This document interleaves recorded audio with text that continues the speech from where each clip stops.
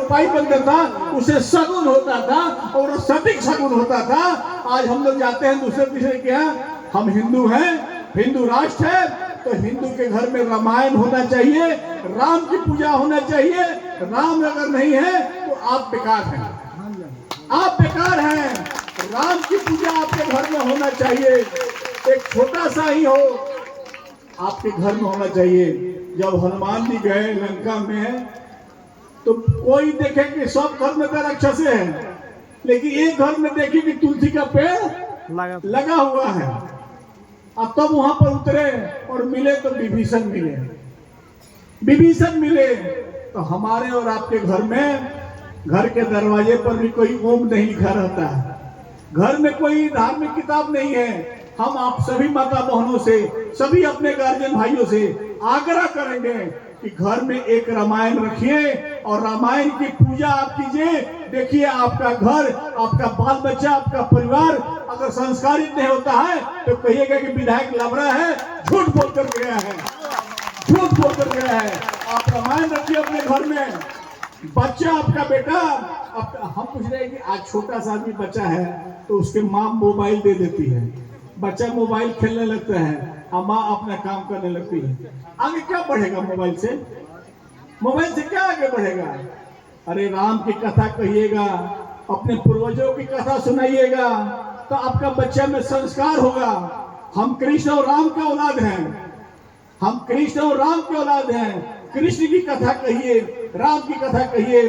और मैं पुनः आपसे हाथ जोड़कर सभी माता बहनों से, अगर सभी भाई से कहता हूँ कि घर में आप रामायण रखिए, न बड़ा हो तो छोटे गुटका हो जो 10-20 रुपए मिलता हो रखिए, और नहीं तो कमेटी के लोग कहे तो कल मैं रामायण खरीद करके 200, 300, 500 रुपए आपके पास पहुंचा दूंगा। आप घर में रामायण रखिए, रामायण की पूजा कीजिए। देखिए आपका संस्कार, आपका बाल बच्चा परिवार आगे नहीं बढ़ता है तो आप कहिएगा कि आपका विधायक, आपका सेवक, आपका बेटा गलत बोल करके गया है, ये गलत बोलने वाला है। मैं आपके साथ रहता हूँ, रात दिन रहता हूँ, जब आप आवश्यकता होता तो मुझे बुलाते तो मैं आता हूँ। इस जगह पर पिछले साल भी मैंने आया था, पिछले साल भी आया था, और मैं आता हूँ तो कुछ ना कुछ देकर जाता हूँ।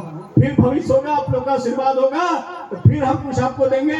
लेकिन कल अगर कहिए, कमेटी के लोग कहे तो मैं कल ही रामायण 200 खरीद करके आपको दूंगा, लेकिन आप रामायण रखिए।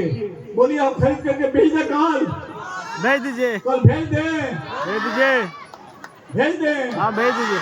तो कल भेज दे।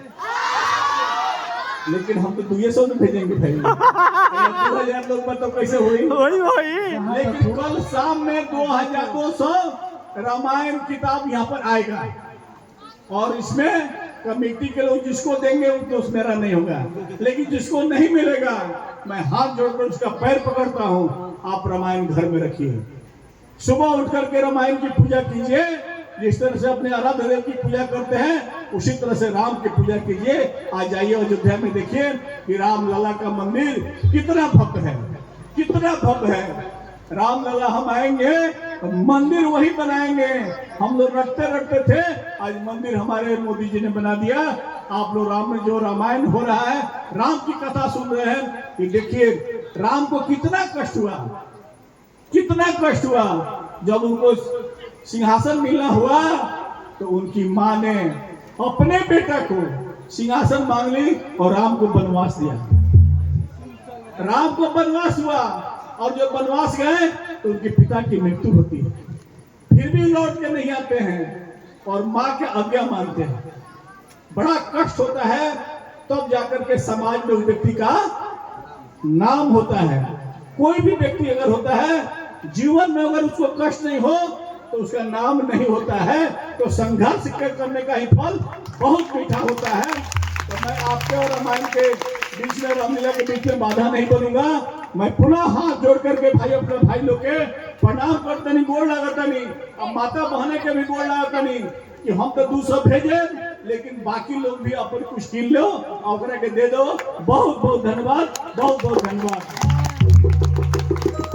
बहुत बहुत धन्यवाद आपका, जो आपसे आपका आशीर्वाद प्राप्त हुआ इस समिति को।